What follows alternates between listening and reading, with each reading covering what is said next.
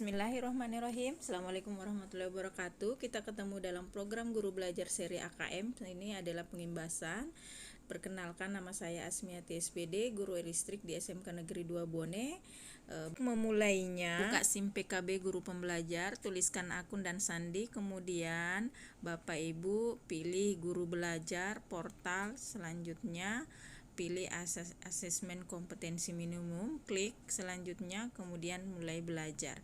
Nah, di program ini kita akan belajar mengenai konsep asesmen nasional, teknis pelaksanaannya, butir soal asesmen literasi membaca, butir soal asesmen numerasi, dan tindak lanjut laporan dari hasil AKM.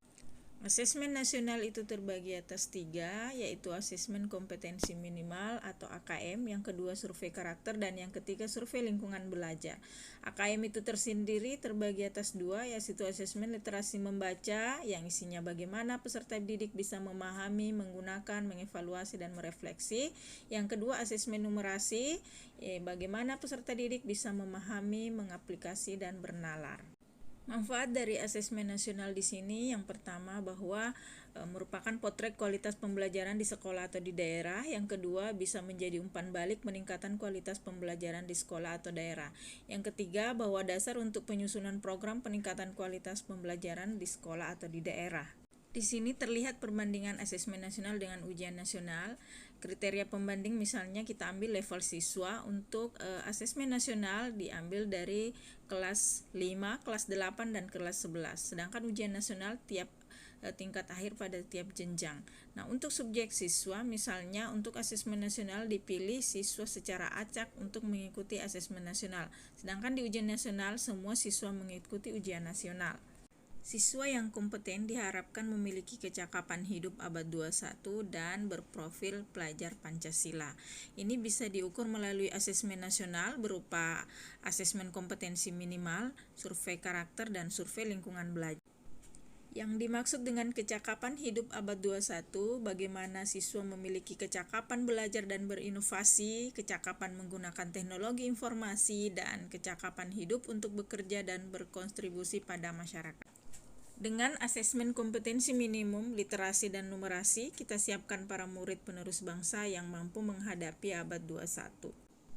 Sedangkan yang dimaksud dengan pelajar Pancasila bahwa peserta didik diharapkan beriman, bertakwa kepada Tuhan Yang Maha Esa, dan berakhlak mulia, kemudian berkebinekaan global, bergotong royong, kreatif, bernalar kritis, dan mandiri.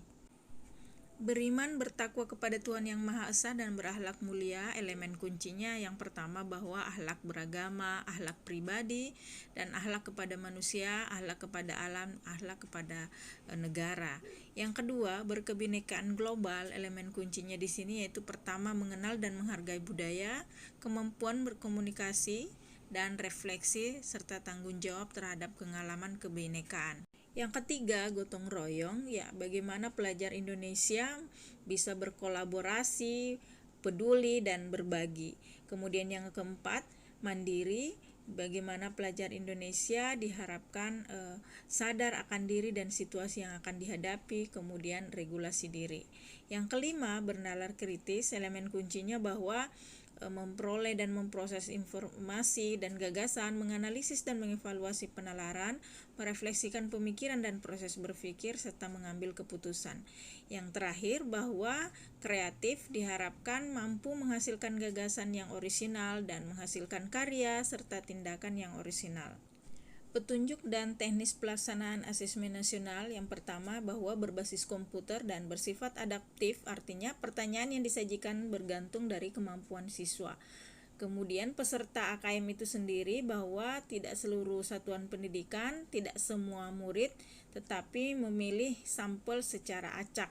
Jadwal pelaksanaannya bisa diperhatikan untuk tingkat SD, SMP, dan SMA, ya hari pertama dan hari kedua.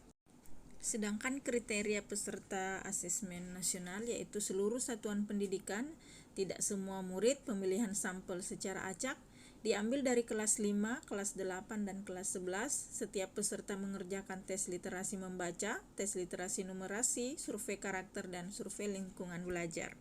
Adapun bentuk soalnya ada pilihan ganda kompleks, menjodohkan, isian singkat, dan uraian. Komponen AKM literasi membaca, bagian konten, teks informasi, dan teks fiksi. Di bagian proses kognitifnya ada menemukan informasi, menginterpretasi dan integrasi, serta mengevaluasi dan merefleksi. Sedangkan di konteksnya ada personal, sosial budaya, dan saintifik. Sedangkan komponen AKM numerasi di bagian konten ada bilangan, pengukuran dan geometri, data dan ketidakpastian, serta aljabar. Di bagian proses kognitif ada pemahaman, penerapan, dan penalaran.